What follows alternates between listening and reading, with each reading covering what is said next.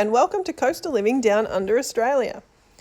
Today we are getting ready for our first ever, I guess you would call it an order.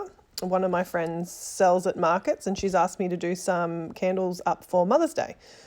So basically what I am planning on doing is piping out some little flowers, which is what you can see here. And we're going to let them set overnight. And then we're going to use them on top of just a plain soy wax candle.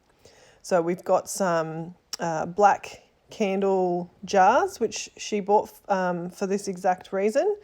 And all I'm going to do is do a normal soy wax candle with some nice fragrances. We're using vanilla on its own, and then some of the others are magnolia, and they smell so good. And then we're going to use these flowers that I'm piping out now. And we're going to just slide them over the top of the wick.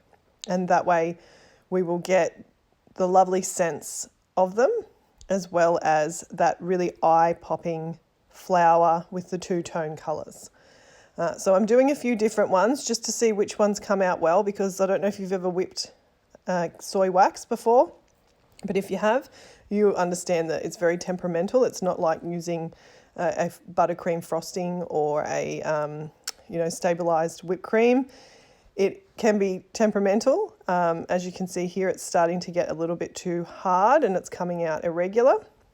So we're just going to do a few more of these beautiful flowers so that we have enough to do the candles. So what we're doing is we're making this one more closed in the center, and I'm just achieving that by changing the angle. Instead of having it this way, I'm having it that way. So we're going to make this more like a closed rosebud.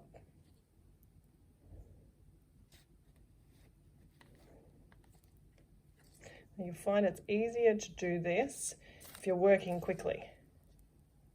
But when you get down to the end, like where I'm at now, it's actually much easier because the wax, your hands I'm making the wax stay warm, and therefore it's more pliable.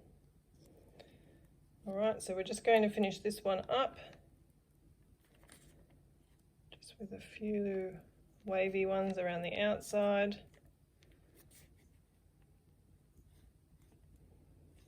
Just even it up a little more. And there you have it.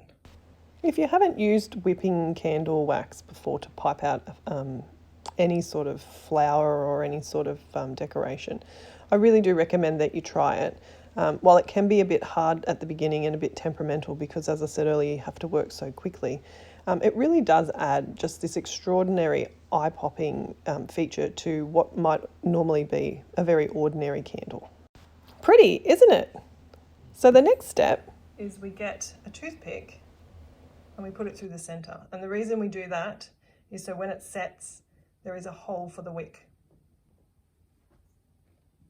So we're just using the toothpicks. We've taken the pointy part off so that we've got more of a flat end, and we're just putting it into the center of the flower, so that when you need to center it in your wick and put the wick through, there will be a hole that you can put it through. And these flowers will go on the top of the candles. We're just about to pour the wax into these 3 candles. And as you can see over here, I've got the flowers that I made earlier, and they're going to go in the middle over the wick. So we're just going to pour in the wax.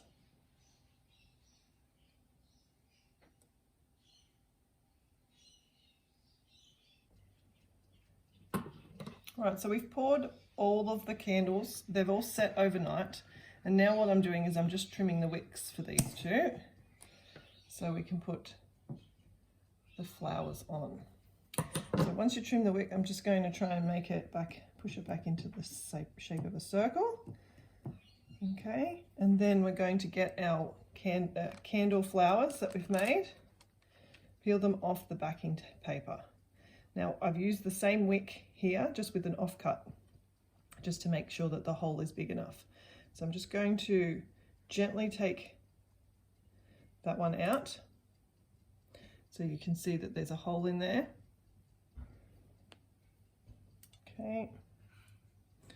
I'm just going to thread it through onto the wick,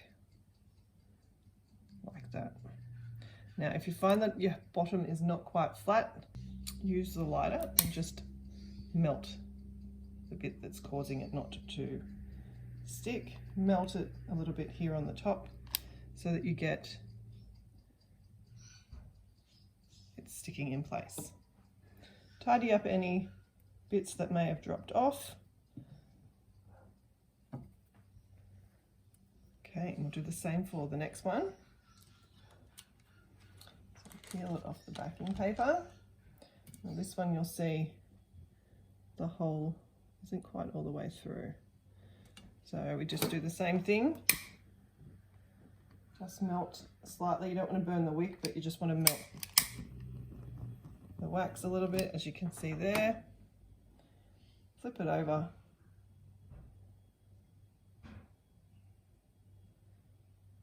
And thread it down through. Now this one here, because we've got a wooden wick, obviously the flower's not going to slide over the top of that. So the way I do my wicks when I do wooden ones is I make it a pattern.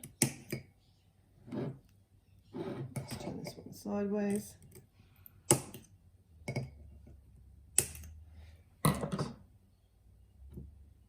So there is the pattern wick. And we're just going to pick this one up. Decide where you're going to put it. And do the exact same, just so that there's some adhesion.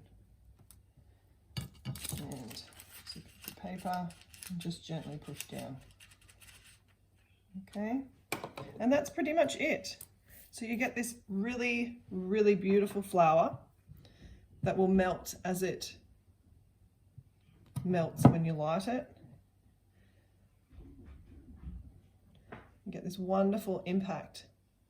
Same as you would get on a cake if you were piping. And there we go. So depending which way you want to have it facing, I did it so that the flower was at the front, the flower on the bowl, and then you've got the flower in the back. Okay, so there you go. This is how we use the icing technique with piping and using the soy wax that we've whipped up to get that wonderful flower effect. Thanks for watching. I hope you've enjoyed this tutorial. I hope you can make some similar creations. Have a wonderful day. Thanks very much for watching. Don't forget to like, comment, share to your friends, and subscribe. Thank you. Bye.